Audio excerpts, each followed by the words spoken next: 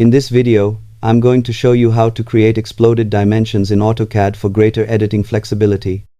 Exploded dimensions allow you to modify dimension text, arrows, and lines individually instead of keeping them linked as a single associative object.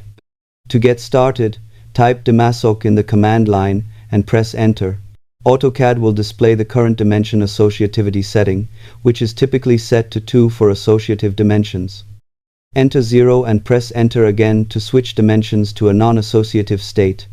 From this point forward, any new dimensions you create will behave like exploded dimensions, giving you independent control over each component.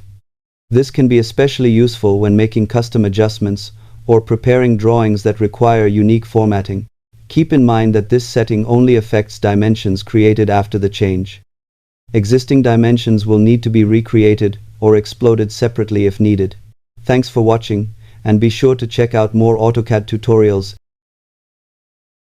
and drafting tips.